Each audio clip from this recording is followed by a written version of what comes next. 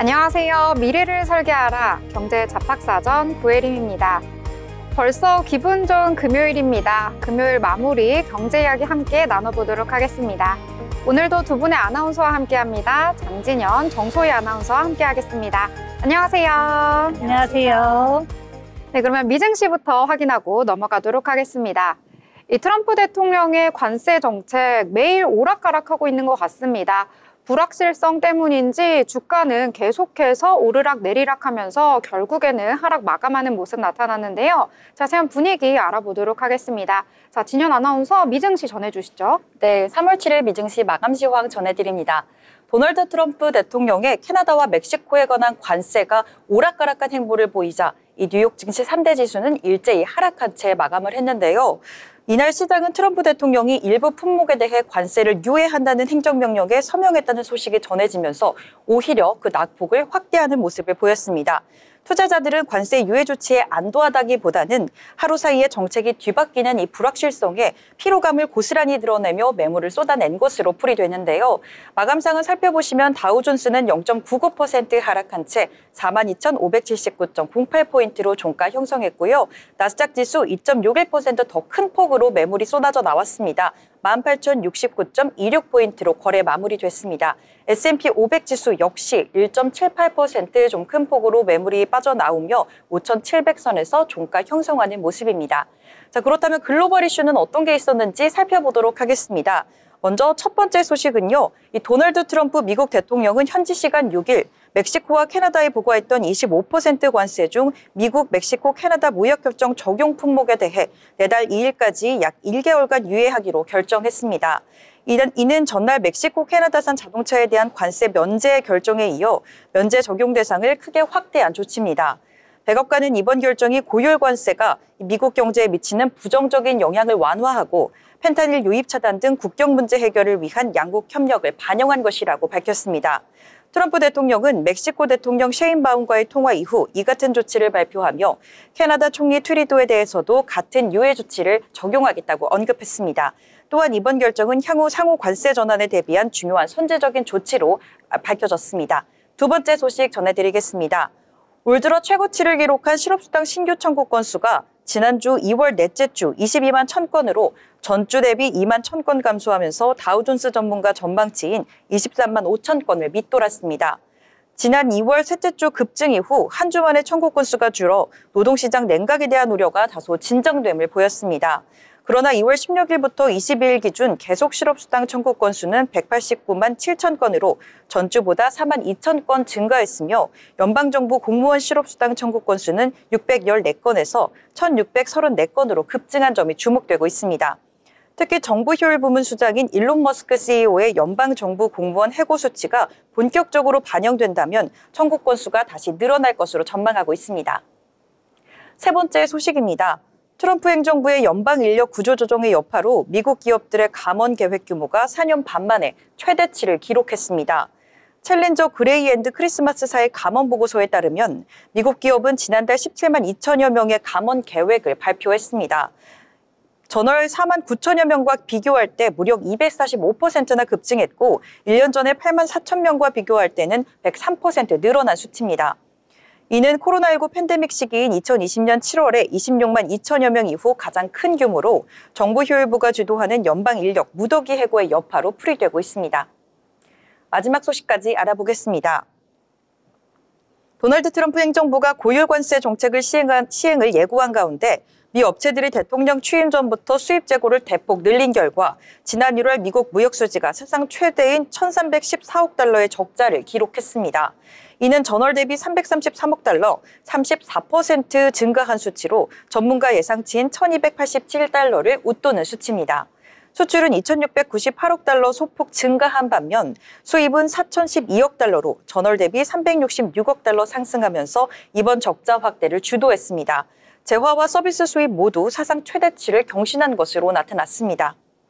이렇게 주요 이슈들도 알아봤는데요. 다음으로 히트맵 열어서 종목별 흐름도 한번 짚어보도록 하겠습니다. 히트맵을 열어서 보니 이 뉴욕 증시의 약세가 한눈에 보여지는 것 같습니다. 이번 뉴욕 증시는 헬스케어와 에너지 업종 일부 섹터를 제외하고는 일제히 빨간불을 켜내는 모습인데요. 특히 눈에 띄는 건 M7 기업들이 모두 일제히 하락했다는 점입니다. 이 소식도 한번 자세하게 살펴보시죠. 이번 장에서는 엔비디아가 M7 기업들 중 가장 큰 폭의 하락세를 보였습니다.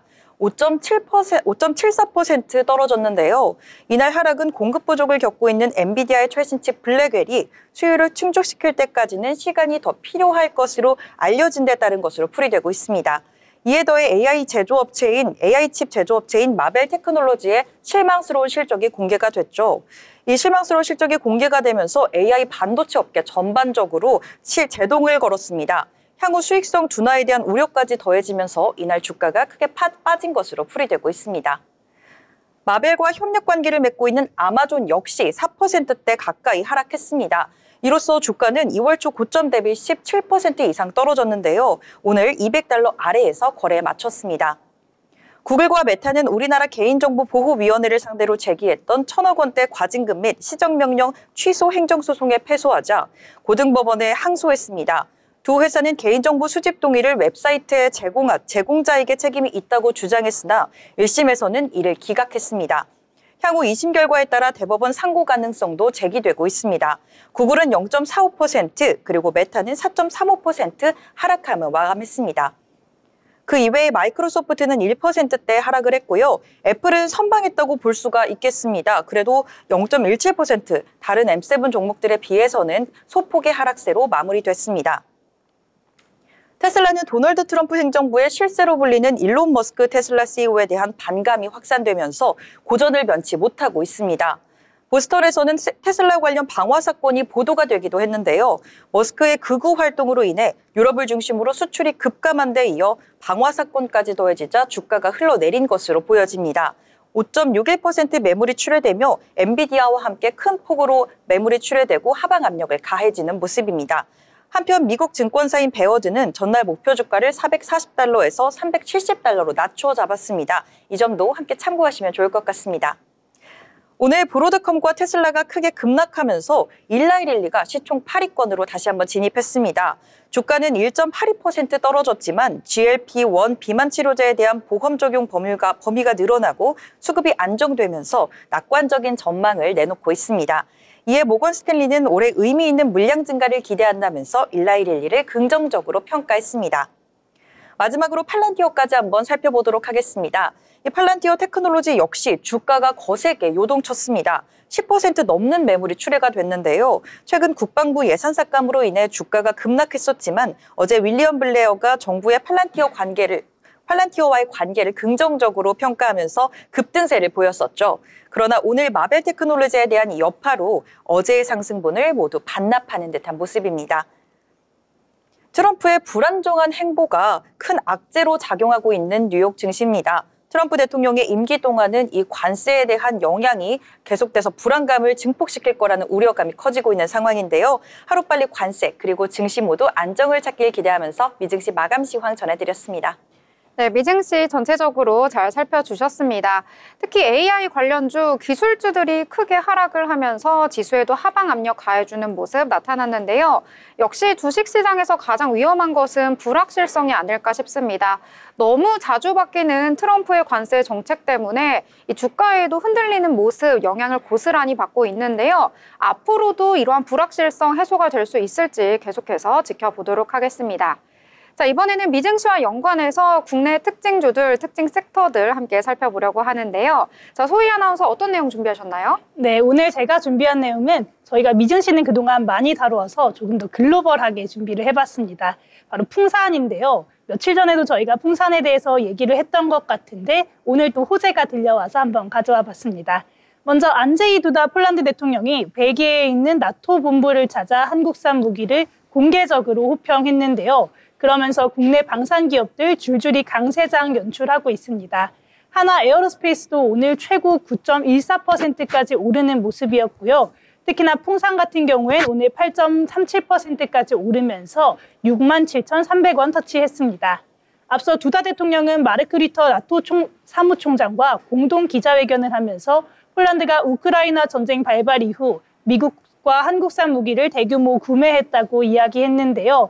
특히 두다 대통령은 우리가 왜 한국산 무기를 샀을까? 이유는 간단하다. 한국 파트너들이 굉장한 최신 무기를 수개월 안에 공급할 수 있을 것으로 봤다고 밝히며 K2 주력전차, K9 자주포, 또 다연장 로켓인 천무의 명칭도 일일이 호명하기도 했습니다. 이에 한화 에어로스페이스와 풍산의 주가가 반응한 것으로 보여지는데요. 특히 K9 자주포와 천무는 한화 에어로스페이스가 개발하고 제조한 무기입니다. 또 풍산은 지난 11일에 2025년부터 2029년까지 약 5년 동안 3,585억 원의 대구경 포탄을 납품하는 한화 에어로스페이스향 신규 수주를 체결한 바 있는데요. 이 수주는 지난 2023년 초에 체결했던 1,647억 원에 이은 두 번째 수주입니다. 또 한국과 폴란드 외교장관이 방산 협력에 대한 의지를 다지면서 어제도 좋은 모습을 보여줬었는데요. 폴란드를 공식 방문 중인 조태열 외교부 장관은 라도스와프 시코르스키 폴란드 외교장관과 만나 현재 협의 중인 K2 전차의 2차 이행 계약이 조속하게 체결되도록 가능한 모든 지원을 다하겠다고 밝힌 바가 있습니다. 두 장관은 양국의 방산 협력이 관계 발전의 주요한 축으로 자리매김했다는 데 인식을 같이 했고 또 앞으로도 방산 협력을 끊임없이 추진하기로 합의했습니다. 여기에 더해서 독일이 대규모 부양책을 내놓은 것도 방산주에 영향을 미쳤는데요. 독일이 자국 경제를 부양하는 동시에 유럽 국가들과 보조를 맞춰서 군사 지출을 늘리기 위해 재정 완화를 허용한 것으로 해석되면서 우리 기업들이 수혜를 볼 것이란 기대감이 반영하고 있습니다. 그러면서 어제에 이어서 오늘까지 방산주들 굉장히 좋은 흐름 이어가고 있습니다. 네, 유럽 쪽에서 불어온 훈풍이 국내 방산주까지 영향을 미치고 있는 것 같습니다. 국내 방산주 같은 경우에는 굉장한 호평을 받고 있습니다. 일단 가성비도 굉장히 좋고요. 역시 한국이 빨리빨리의 민족이다 보니까 굉장히 납기일도 빠르게 맞출 수 있다라는 장점이 있다고 합니다. 그래서 유럽 쪽에서도 굉장히 호평이 자자하다고 하는데요. 앞으로 방산주 어디까지 날아오를 수 있을지 함께 지켜보시죠. 자, 그럼 이번에는요, 저희가 뉴스를 볼 때 경제면 살펴보는데요. 그 핵심 내용들만 쏙쏙 뽑아서 전달해 드리도록 하겠습니다. 자, 진현 아나운서 어떤 내용 준비하셨을까요? 네, 오늘 발간된 신문에서 발췌한 기사를 전해드리는 뉴스 브리핑 시간입니다. 먼저 첫 번째 소식부터 전해드리도록 하겠습니다. MBK 파트너스가 CJ 제일제당 바이오 사업부 인수전에서 5조 원대를 제시하며 M&A 최대호로서의 위상을 과시하고 있습니다. 이번 거래는 홈플러스 법정 관리 논란에도 불구하고 MBK가 국내 자본시장에서의 존재감을 회복했다는 강한 의지를 보여주는 사례로 풀이되고 있습니다. MBK는 중국 경쟁자들보다 높은 가격을 제시하며 실사를 마친 후 협상 단계를 급진시켰는데요. 특히 지난해 CJ 제일제당 바이오 사업사의 실적이 예상치를 웃돌며 협상이 탄력을 받았습니다. BMK의 이번 대형 딜은 단순한 인수 거래를 넘어 초대형 M&A를 소화할 수 있는 국내 최대 사모펀드로서의 역량을 다시 한번 증명하는 계기가 됐습니다. 한편 홈플러스 회생 과정에서도 MBK의 역할이 주목되고 있습니다.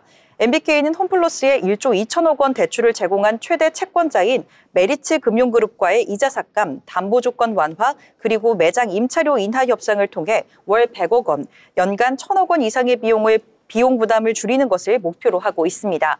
IB 업계 관계자는 MBK가 오랜 기간 면밀히 분석해 이번 회생 절차를 마련했으며 앞으로 채무 재협상 과정에서 법원이 MBK의 의도대로 움직일 것으로 예상된다고 전했습니다. 다음으로 두 번째 소식입니다. 현대차와 에이브라이드가 자율주행차 공동개발을 위한 MOU를 체결했습니다. 이번 협약에 따라 현대차는 아이오닉5 로보택시를 미국 조지아주 메타플랜트 아메리카에서 생산해 연내 100대를 공급할 예정이며 이 차량들은 텍사스주 댈러스에서 우버의 로보택시 서비스에 투입됩니다. 업계에서는 이번 협약을 현대차의 자율주행 파운드리 사업 확대 전략으로서 보고 있습니다. 현대차는 단순히 전기차를 소비자에게 판매하는 것을 넘어 자율주행 기술 기업과 협력해 맞춤형 차량을 생산하는 방식으로 로보택시 상용화를 주도하겠다는 계획입니다. 현대차는 이미 지난해 10월 구글 모회사 알파벳의 자율주행 기술, 자회사 웨이모와 협력해 완전 자율주행 기술을 적용한 아이오닉5를 제작한 바 있으며 그룹 계열사 모셔널을 통해 미국에서 로보택시 시범 운행 지역을 확대하는 등 관련 기술 개발에도 집중하고 있습니다. 현재 테슬라, 중국 둥펑 자동차 등 글로벌 자동차 제조사들이 로보택시 시장 선점을 위해 치열한 경쟁을 벌이고 있는 가운데 현대차 역시 자율주행 기술과 차량 생산 능력을 결합해 미래 모빌리티 시장을 선점하겠다는 전략입니다. 다음으로 세 번째 소식입니다. 건설, 화학, 배터리 업종의 신용 리스크가 커지면서 4월이 기업들의 자금 조달에 중요한 고비가 될 전망입니다. 금융권에 따르면 부채 비율이 높은 기업과 신용 등급이 하락한 기업들이 자금난을 겪고 있으며 특히 건설, 화학, 배터리 업종이 취약한 상황입니다. 글로벌 신용평가사 S&P는 최근 LG화학과 LG에너지솔루션의 신용 등급을 하향 조정했으며 국내 신용평가사들도 부정적 전망을 받은 기업 수가 긍정적 평가보다 2배가량 많았습니다. 홈플러스 법정관리 이후 A3 등급 회사채가 시장에서 외면받으며 기업들의 자금 조달이 더욱 어려워지고 있습니다. 건설업계에서는 현대 엔지니어링의 겨흥 신용등급 하향과 중소건설사들의 법정관리 신청이 이어지고 있으며 철강 구조물 업체 거흥산업도 최근 파산 신청을 했습니다. 은행이 배터리 업종 대출을 자제하면서 대기업조차 자금 조달 어려움을 겪고 있는 가운데 기업들은 자산 매각과 매자님 발행을 통해 자금 확보에 나서고 있습니다. 전문가들은 자금 경색이 심화되면서 건설업계가 가장 큰 타격을 입을 가능성이 높다고 평가했는데요. 4월에서 6월 신용평가 결과에 따라 추가적인 신용등급 하락과 자금난이 우려된다고 지적했습니다. 다음 소식입니다. 중국이 미국과의 기술 패권 경쟁에 대응하기 위해 1조 위안 약 200조 원 규모의 창업투자 펀드를 조성합니다. 6일 중앙은행 TV CCTV에 따르면 중국 정부는 AI, 6G 수소 에너지 저장 등 첨단 기술 기업을 지원하는 국가 창업 투자 유도 펀드를 설립할 계획입니다. 이는 창업 초기 기업들의 자금난을 해결하기 위한 것으로 지역 및 사회 자본을 통해 20년간 운용될 계획입니다. 또한 내수 침체를 해결하기 위해 소비 지능 특별 행동 계획을 마련하고 조만간 시행을 할 방침이라고 전했습니다. 국가발전계획위원회의 정산재 주임은 소비 확대와 민생 혜택을 결합한 실질적 정책을 추진하겠다고 밝힌 가운데 중국인민은행은 시장 유동성 공급을 위해 지급준비율과 금리를 낮출 가능성을 시사했습니다. 판공성 인민은행장은 현재 금융기관의 지준율이 6.6%로 추가 인하 여지가 충분하다고 봤는데요. 경제매체 차이신도 올해 지급준비율과 기준금리가 각각 0.5%포인트 인하할 가능성이 높다고 전망했습니다. 마지막 소식입니다. 세계적인 편의점 브랜드 세븐일레븐의 지주사인 일본 세븐앤아이홀딩스가 미국 자회사 상장을 추진하며 대규모 자사주 매입에 나섭니다. 6일 니혼 게이자이 신문에 따르면 세븐앤아이는 내년 이후 미국 자회사 세븐일레븐의 기업 공개를 추진해 수십 %의 지분을 매각할 계획입니다. SEI는 미국 전역에서 13,000여 개의 편의점을 운영하고 있으며 이번 IPO를 통해 1조 엔 이상의 자금을 확보할 전망입니다. 또한 종합 슈퍼마켓 사업 매각을 포함해 2030년까지 총 2조엔 약 19조 5천억 원 규모의 자사주를 매입할 계획이라고 밝혔는데요. 이는 현재 세븐앤아이 시가총액의 40%에 달하는 규모로 주주 가치를 높이고 주가 부양을 위한 전략으로 풀이되고 있습니다. 이번 결정은 캐나다 유통업체의 인수 제한을 방어하고 독자적인 생존 전략을 마련하기 위한 조치로 보여집니다. 니케이는 세븐앤아이가 단독 경영을 이어가기 위해 시장의 신뢰를 얻는 것이 시급하다고 분석했습니다. 이상 뉴스 브리핑 전해드렸습니다. 네, 여러 가지 내용들 자세하게 알려주셨습니다. 특히 MBK와 관련해서는 최근에 홈플러스 사태로 인해서 과연 이 위상이 알맞은 것인가라는 것에 대해서 물음표가 찍혔었는데요. 그런데 방금 전해주신 이 CJ와 관련해서는 그래도 MBK다라는 이야기가 나올 수 있는 그러한 소식이었습니다. MBK 같은 경우에는 2005년에 설립된 동아시아 최대 규모의 사모펀드다라고 생각하시면 될 것 같습니다. 더불어 본 방송에서 제공하는 정보는 투자 판단을 위한 조언일 뿐 해당 종목의 가치, 상승과 하락에 대해서는 보장하지 않습니다.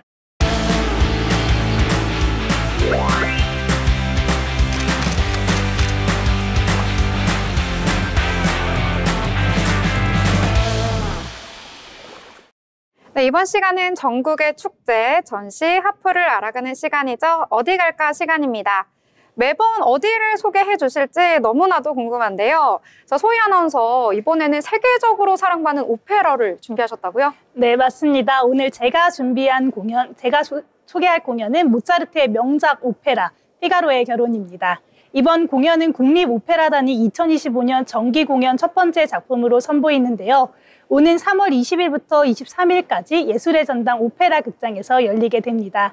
18세기 유럽을 배경으로 한 이 작품은 사랑과 계급, 기지 넘치는 반전까지 가득한 이야기입니다. 자세하게 알아보시면요, 이 모차르트가 작곡하고 로렌초 다 폰데가 대본을 쓴 이 작품은 희극적인 요소가 굉장히 가득한 다 폰데 3부작 중 첫 번째 작품입니다. 돈 조반니 코지판투떼와 함께 모차르트의 오페라의 대표작으로 꼽힙니다. 특히 이번 공연은 국립오페라단의 2025년 정기 공연 첫 번째 작품으로 선정됐고 또 세계적인 연출가 뱅샹 위케와 지휘자 다비드 라인란트가 함께해 더욱 기대를 모으고 있습니다. 이 피가로의 결혼은 피에르 보마르쉐의 희곡을 바탕으로 한 오페라 부파, 우리말로 하면 희극 오페라로 귀족 사회를 풍자하면서도 웃음과 감동을 모두 담은 내용인데요. 작품 배경을 간단하게 설명드리면 1786년에 빈에서 초연이 됐고요. 18세기 유럽 사회에서 하인과 귀족 간의 갈등을 다루고 있고 또 당시의 사회적 변화를 굉장히 잘 반영한 작품으로 오늘날까지 평가되고 있습니다. 이 계급을 뛰어넘는 사랑과 기지가 담아져 있기 때문에 오늘날에도 전 세계에서 굉장히 많이 공연되고 있는 작품 중에 하나입니다. 피가로는 알마비바 백작의 하인인데요. 사랑하는 연인 수잔나와의 결혼을 앞두고 있습니다. 하지만 알마비바 백작은 피가로의 약혼 여인 수잔나에게 굉장히 관심을 보이며 옛 귀족들의 권리였던 초약권을 행사하려고 합니다. 이에 피가로는 수잔나 그리고 백작 부인과 힘을 합쳐서 백작의 계획을 좌절시키고 진정한 사랑을 지켜내는 이야기가 펼쳐지게 되는데요. 이 과정에서 귀족과 하인, 또 남성과 여성이 굉장히 뒤섞이면서 흥미진진한 반전과 유머, 이런 내용들이 가득한 극이 전개가 될 예정입니다. 또 마지막에는 백작 부인이 남편을 용서하면서 모두 함께 행복한 결말을 맞는 따뜻한 엔딩까지 준비되어 있습니다. 네, 내용을 들으니까 정말 기대가 되는 작품인 것 같은데 이 내용을 들으니까 이 출연진들도 좀 궁금해지는데 출연진들 소개해 주실 수 있을까요? 네, 이번에는 국내에 굉장히 유명한 실력파 성악가들이 출연해서 최고의 무대를 선보일 예정입니다. 출연진의 피가로는 베이스 바리톤 김병길, 또 베이스 박재성 성악가가 역할을 맡게 되고요. 수잔나는 소프라노 이혜정 손나래가, 알마비바 백작은 바리톤 양준모 이동환이 맡게 됩니다. 이 밖에도 백작 부인 케루비노, 바르틀로 마르첼리나, 바질리오 돈크루지오, 안토니오 바르바리나 역까지 굉장히 실력 있는 출연진들이 모여서 환상적인 하모니를 선보일 예정입니다. 자세한 캐스트는 티켓 예매 사이트에서 확인해 보실 수 있습니다. 네, 굉장히 국내에서 유명한 성악가분들이 출연을 하시는데요. 저는 개인적으로 또 음악을 굉장히 좋아하기도 해서 이번에 또 꼭 가고 싶다 이런 생각이 들었는데요. 자, 그러면 작품을 볼 때 또 이게 길잖아요. 어떤 부분에 특히 집중하면 좋을까요? 네, 관람 포인트도 말씀드리려고 하는데요. 관람 포인트 3가지로 제가 준비해봤습니다.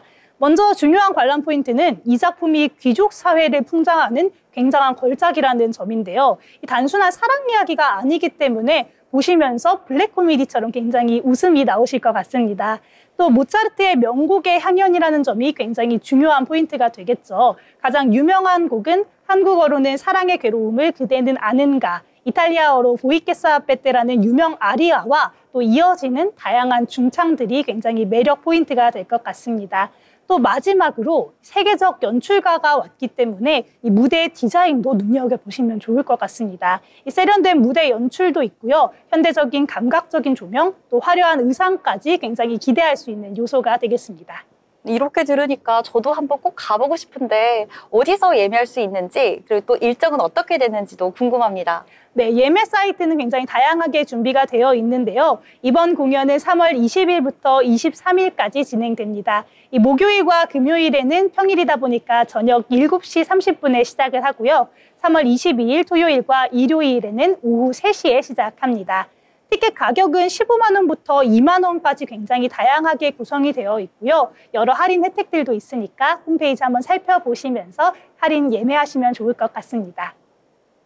네, 또 특별히 이번 공연은 현장에서 직접 관람할 수 없더라도 마이 오페라 라이브와 네이버 TV를 통해 온라인 생중계로도 관람해 보실 수 있는데요. 티켓 가격은 2만 원으로 공연의 감동을 실시간으로 느껴보실 수가 있습니다. 인터넷 생중계는 공연을 놓칠 수 있는 분들에게도 굉장히 좋은 기회가 될 것으로 보이기 때문에 관심 있는 분들은 인터넷 예매도 미리 해두시면 좋을 것 같습니다. 네, 소희 아나운서 알찬 정보 잘 전해주셔서 너무 감사합니다. 너무나도 기대가 되는 작품인데요. 오늘은 모차르트의 걸작 오페라 피가라의 결혼 알아봤습니다.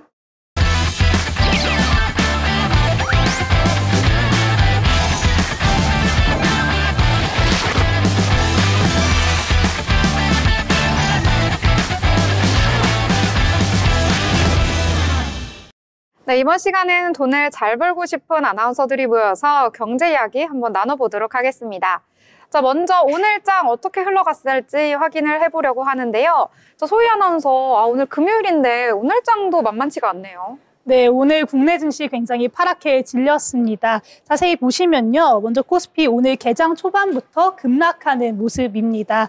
조금 낙폭을 회복하는 듯 했으나 회복하지는 못했고요. 오늘 시가 0.88% 떨어진 2,553.44포인트로 시작해서 최대 1.35%까지 밀렸었는데요. 그래도 조금씩 회복을 하면서 0.03% 하락 수준까지 돌아오나 했는데 윤석열 대통령의 석방 소식이 전해지면서 다시 하락했습니다. 오늘 종가 0.49% 떨어진 2,563.48포인트로 종가 형성했고요.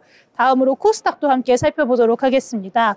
코스닥은 오늘 시가 전장 대비 0.75% 하락하면서 출발했는데요. 그래도 반등에 성공하면서 0.43% 상승까지 올라갔었습니다. 하지만 결국 코스닥도 마찬가지로 밀리는 모습이었고요. 오전 11시 기점으로 계속해서 떨어지기 시작하면서 결국에 0.98% 떨어진 727.70포인트로 마쳤습니다. 투자자별 매매 동향도 함께 살펴보도록 하겠습니다. 오늘 코스피와 코스닥 굉장히 엇갈리는 모습이었는데요. 이 코스피는 개인이 홀로 매도하는 모습입니다. 1,878억 팔았고요. 외국인과 기관이 그나마 담아줬지만 이 매수세를 이겨내지는 못했습니다. 반면에 코스닥은 개인과 외국인이 사들였고요. 기관 홀로 팔아치우는 모습 보여줬습니다. 다음으로 시가총액 상위 종목 함께 살펴보도록 하겠습니다. 먼저 코스피 보시면요. 오늘 코스피 굉장히 파란불이 많이 켜져 있는 모습 보실 수 있겠는데요. 먼저 삼성전자와 SK하이닉스, 오늘 새벽 엔비디아의 급락세에 장중에 굉장히 하락했었습니다. 삼성전자는 하락에서 벗어나지는 못하면서 1.10% 하락했고요. 하이닉스는 그래도 보합권에 머물러주는 모습이었습니다. 다음으로 보시면 LG에너지솔루션 1.5% 상승했고요. 삼성바이오로직스는 2.65% 조금은 큰 폭으로 빠졌습니다. 셀트리온도 2.18% 빠졌고요. 반면에 현대차와 기아차도 1%대, 0.5%대 하락률 보여줬습니다. 또 이어서 보시면요. 네이버는 2.74% 하락했는데요. 네이버도 이렇게 하락해줬고 반면에 방산주는 굉장히 좋았습니다. 한화 에어로스페이스 홀로 7.82% 상승하고 있는 모습입니다. 여기에서 중요한 점 셀트리온 같은 경우에는요. 오늘 역대급 실적을 예고하면서 매출 신기록을 경신할 것이라는 전망이 나왔습니다. 제품 포트폴리오도 확장이 되면서 신제품이 출시되고 또 여기에다가 원가 개선 그리고 비용 효율화까지 추진하겠다는 이야기가 들려오면서 굉장히 좋은 모습이었지만 하락하는 모습이었고요. 이어서 코스닥도 함께 살펴보도록 하겠습니다. 코스닥 같은 경우에는 알테오젠 5.63% 하락했습니다. 알테오젠의 경우에는 오늘 피하주사 제형 변형 기술이 적용된 키트루다 SC를 두고 할로자임과 머크의 특허 분쟁이 발발되면서 알테오젠에 굉장히 불똥이 튄 것으로 보입니다. 특허 침해 소송 가능성이 경고가 되면서 알테오젠 5% 넘게 빠졌고요. 반면에 오늘 에코프로비엠, 에코프로는 좋았습니다. 에코프로비엠은 3% 넘게 상승해줬고 에코프로는 1% 넘게 올라왔는데요. 이 에코프로 같은 경우에는 인터배터리 2025에서 원가 혁신의 승부수를 띄운 배터리를 발표하면서 굉장히 오늘 상승하는 모습 보여줬습니다.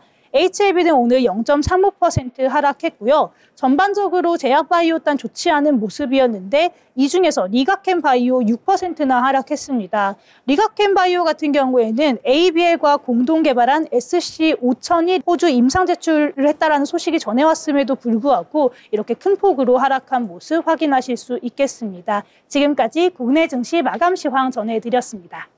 네, 오늘장 잘 정리해 주셨습니다. 오늘 코스피와 코스닥 모두 하락을 하면서 마감을 했는데요. 코스피 같은 경우에는 전거래일 대비 0.49% 내리면서 마감했습니다. 그래도 오후 2시 정도에 이 윤석열 대통령이 석방됐다라는 소식이 전해지면서 낙폭을 줄이는 모습 나타나줬고요. 코스닥 같은 경우에는 오늘 잠시 빨간불 켜기도 했었는데요. 장중에 낙폭을 계속해서 키우면서 0.98% 내리면서 마감했습니다. 727선에서 거래를 마쳤습니다. 오늘 코스피, 코스닥 상단에 위치한 종목들 대부분이 조금은 하락하는 모습이 우세했던 상황이었습니다. 코스피 같은 경우에는 상단에 위치한 종목들 대부분이 하락을 했는데요. 특히 반도체 업종들이 크게 하락을 해주는 모습 나타났고요. 코스닥 같은 경우에도 제약바이오 업종이 오늘은 약세를 보였다. 이렇게 정리를 해볼 수가 있을 것 같습니다. 아무래도 미증시가 최근에 약한 흐름을 이어가다 보니까요. 국내 증시에도 영향을 미치는 모습 고스란히 전해지고 있고요. 또 국내 정치와 관련한 여러 가지 불확실성 때문에 국내 증시 오늘은 조금은 힘들지 않나 이런 생각이 드는 하루였습니다. 자, 그럼에도 오늘 장에 대해서 여러 가지 이야기 즐겁게 나눠보려고 하는데요. 자, 진현 아나운서는 어떤 내용부터 전해주실까요? 네, 저는 오늘 어제에 이어서 오늘도 강세를 보이고 있는 철강주에 관련해서 종목을 찾아왔는데요. 바로 포스코 스틸리온입니다. 포스코 스틸리온은 상승세가 이 중국의 경기 부양을 위해 철강 생산을 감축할 것으로 전망되자 국내 철강 기업들이 수혜를 받은 것으로 나타나면서 매수세가 몰린 것으로 풀이됩니다. 지난 4일 중국 베이징에서 중국 최대 연례 행사인 양회가 열렸는데요. 전국 인민대표회의 첫날 올해 주가 총생산 성장률 목표를 5% 내외로 설정하고 이를 달성하기 위한 부양책도 발표했습니다. 중국 국가발전개혁위원회는 철강 생산량을 관리하고 산업 구조조정과 규모 축소를 추진한다고 밝혔는데요. 이 같은 흐름 속에서 오늘 포스코 스틸리온은 강세를 보였습니다. 종가 고가로는 29% 상한가를 터치하기도 했었지만 윗꼬리를 좀 달고 내려오면서 종가로는 17.46% 오른 47,100원의 종가 형성하는 모습입니다. 네, 이렇게 철강까지 계속해서 좀 상승하는 흐름 오늘까지 이어지고 있는데요. 철강 업종 자체는요, 오늘 5.78%대 그래도 강한 상승 보여줬다라고 보실 수가 있겠습니다. 오늘 하이스틸을 비롯해서 한국특강, 현대제철, 포스코 엠텍까지 일제히 오르는 모습 보여주면서 철강주 전체가 강한 상승 보여줬다 이렇게 정리를 해보도록 하겠습니다. 자, 그러면 이번에는 소희 아나운서 어떤 내용 준비하셨을까요? 네, 저는 얘기하기 전에 하나 여쭤보고 싶은데요. 혹시 우리 아나운서님들 라면 좋아하시나요? 라면 엄청 좋아하죠. 왜냐면 한 입만 하고선 다 먹게 되는 게 라면이잖아요. 그래서 라면 좋아합니다. 저는 꼭 하나로는 부족하고 두 개는 많아서 1.5개씩 끓여 먹는 편입니다. 네. 네, 저도 라면 정말 좋아해서 라면 한 개 꼭 다 먹는 편인데요. 이 라면 가격이 인상된다라는 소식 전해졌습니다. 저희에겐 너무나 슬픈 소식인데 이 종목 보유하고 계신 분들은 굉장히 반갑게 맞으실 것 같아요. 바로 농심인데요. 이 농심이 오는 17일부터 라면 제품들의 가격을 인상한다는 소식을 전했습니다. 그러면서 주가가 크게 올랐고요. 이번 가격 인상분은 현재 시중에 나와 있는 제품들을 고려한다면 2분기부터 본격적으로 영업이익 상승에 반영될 것으로 보이고요. 또 국내 매출이 약 780억 원, 영업이익은 270억 원 증가하는 효과를 볼 것으로 기대되고 있습니다. 그러면서 오늘 농심 탄력 받았는데요. 차트 함께 보시면요. 오늘 농심 같은 경우에는 고가 4.75% 오른 48,000원까지 올랐다가 윗꼬리 조금은 길게 달고 내려오면서 오늘 종가는 1.16% 오른 39만 4천원으로 종료하는 모습 보여줬습니다. 네, 농심까지 함께 봐주셨습니다. 오늘 장에서의 좀 특징이라고 해야 될까요? 거의 대부분의 종목이 장 초반에 강세였다가 뒤로 가면서 많이 밀리는 모습 나타나가지고요. 차트로 확인하실 때도 윗꼬리 달리는 경우가 굉장히 많았다. 이렇게 보시면 될 것 같습니다. 자, 저는 오늘 장에서 중국 소비 관련주 또 한 번 강세를 보여서 말씀을 드리려고 하는데요. 최근 들어서 영화관에 굉장히 흥행을 이끌고 있는 그러한 영화가 있습니다. 혹시 여러분들 뭔지 예측이 되시나요? 제가 영화를 영화관에서 안 본 지가 너무너무 오래돼서 저는 뭔지 알 것 같은데요. 네. 유명한 상을 받은 감독이 네. 감독님이 만든 영화라고 해서 저는 아직 보지는 않았지만 이제 볼 예정입니다. 네, 혹시 기생충 너무 잘 알죠, 기생충은. 아시죠? 기생충 감독인 봉준호 감독의 영화가 개봉을 했습니다. 바로 미키 17인데요. 이 소설이 원작인데 그걸 영화로 만들어서 각색을 했다고 합니다.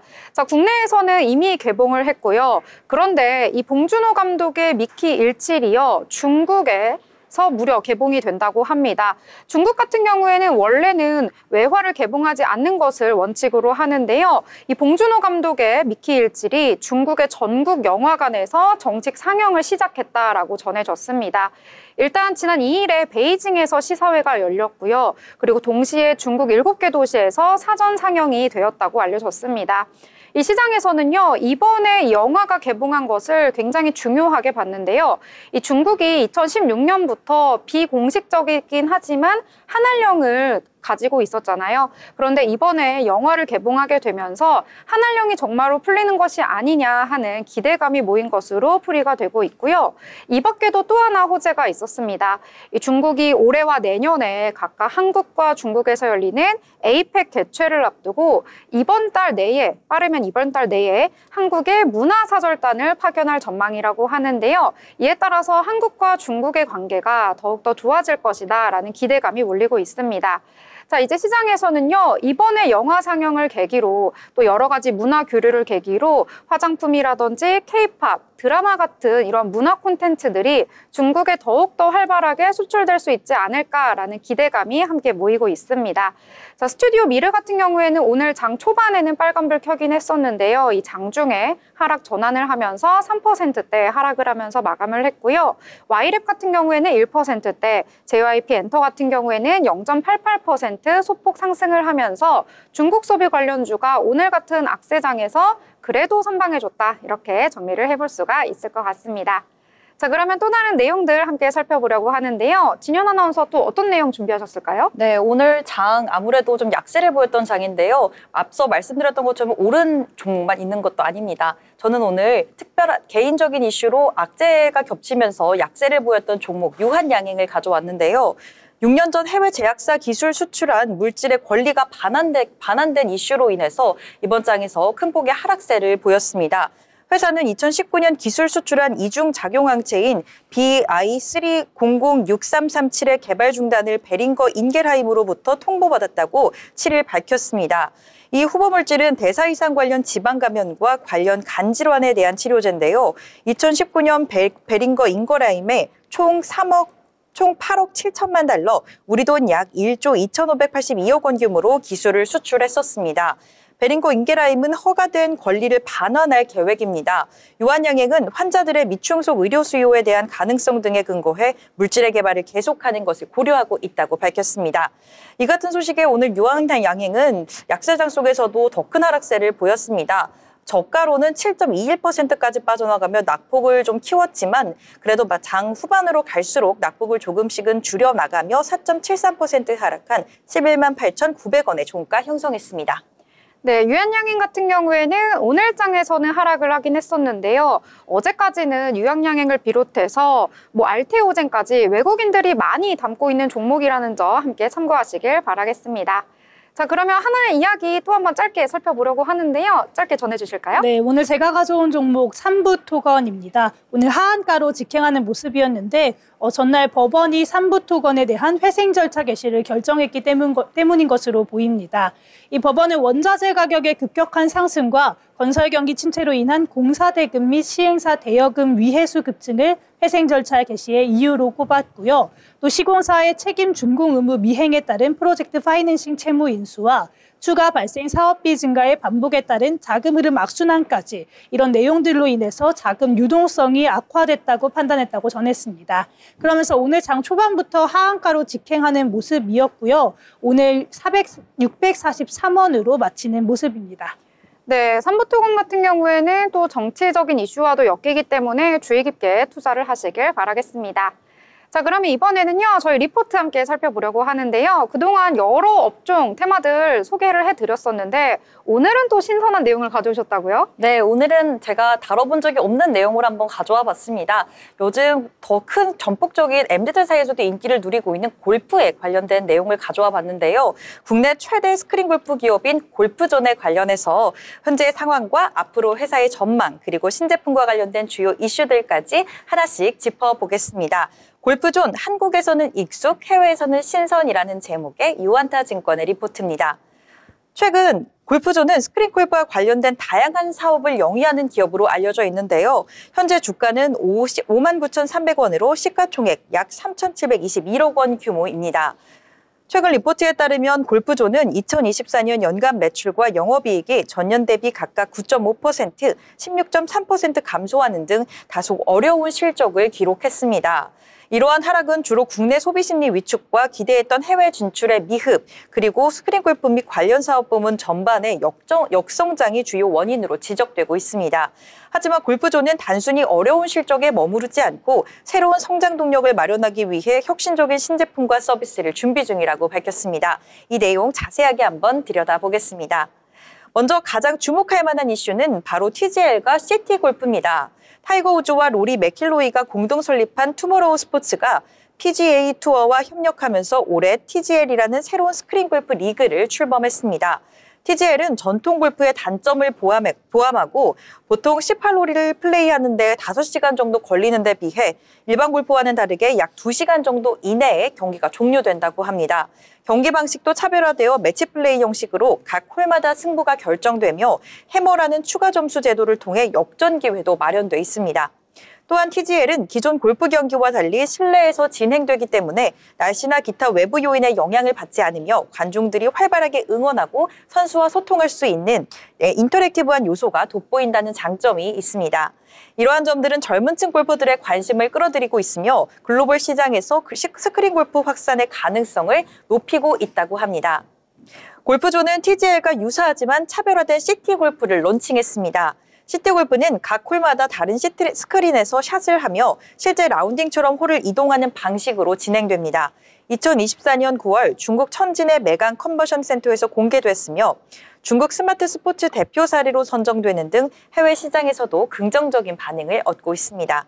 TGL이 주로 관람 위주의 콘텐츠라면 시티골프는 직접 체험할 수 있는 참여형 모델로 보다 실감나는 경험을 제공한다고 합니다.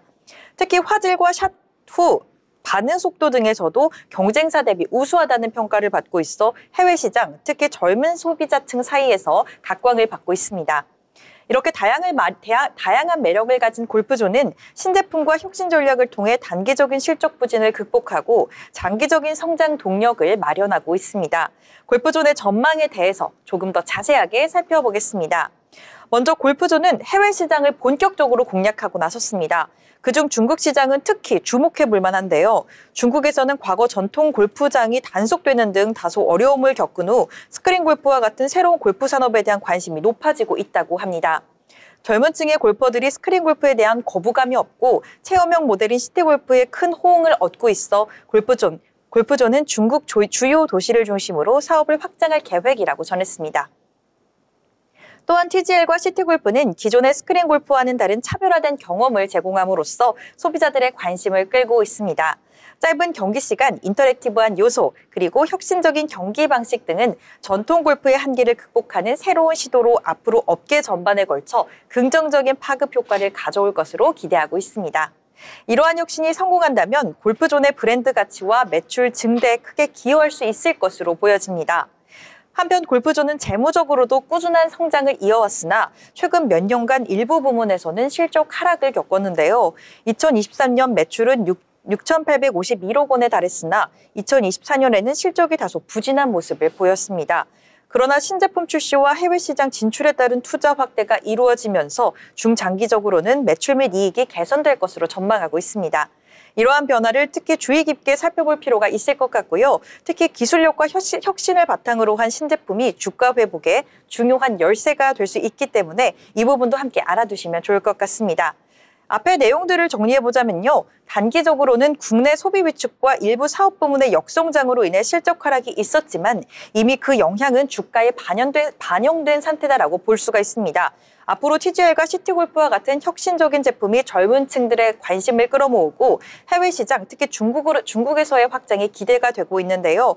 이러한 신제품을 통한 경쟁력 강화와 함께 정부 및 업계의 지원 정책, 그리고 글로벌 트렌드에 맞춘 투자 확대가 이루어진다면 골프존의 장기적인 성장 전망은 맑다고 볼 수가 있겠습니다. 다만 신제품에 따른 투자 비용 증가로 인한 단기적인 이익률 둔화 가능성도 있으므로 투자자들은 신중한 판단이 필요하다는 점도 투자하실 때 참고하시면 좋을 것 같습니다. 이상 투자 리포트 전해드렸습니다. 네, 투자 리포트 여러 가지 내용들 준비하셨는데요. 오늘은 또 특별하게 골프에 대한 이야기를 준비를 하셨습니다. 하고 많은 테마들 중에 왜 골프를 이번에 선택하셨나요? 네, 제가 골프를 사실 쳐본 적은 없는데 요즘 입문하려고 관심 있게 지켜보고 있는 종목 중에 하나입니다. 찾아보다 보니 생각 외로 제가 생각지 못한 종목에 강세를 보이고 있길래 제가 얼른 가져와서 여러분과 같이 나누고 싶어서 제가 골라와 봤습니다. 아, 역시 이렇게 평상시에 관심 있는 쪽으로 주목을 하다 보면은 또 관련된 주식 정보도 얻을 수 있고 관련된 내용 함께 공부하면 너무나도 좋은 것 같습니다. 저도 여러 가지 산업에 대해서 공부하는데요. 골프는 사실은 잘 몰랐던 부분인데 오늘 들어보니까 너무나도 투자하기에 좋지 않나 이런 생각도 좀 들었는데요. 일단은 스크린 골프 산업의 글로벌 확장성이 굉장히 크다는 점 주목하시면 좋을 것 같고요. 또 시티 골프가 성장 동력이 될 것이다 이런 내용도 함께 전해주셨습니다.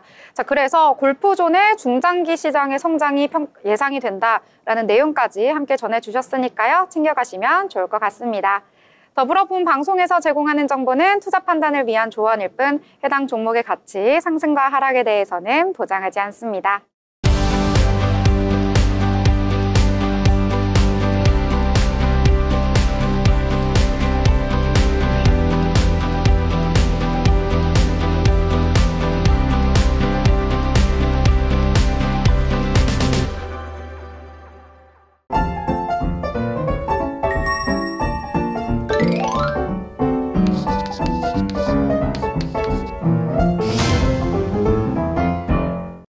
네, 오늘 장에 대해서 여러 가지 이야기들 함께 나눠봤습니다. 금요일인 만큼 좀 기분 좋게 마무리를 하면 좋았을 텐데 오늘 장 그다지 분위기가 좋지 못해서 아쉬운 마음인데요.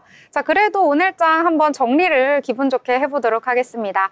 저 소희 아나운서 오늘 장 어떻게 요약을 좀 해보면 좋을까요? 네, 저는 오늘 장을 이리 치이고 저리 치이고 이렇게 얘기해보고 싶습니다.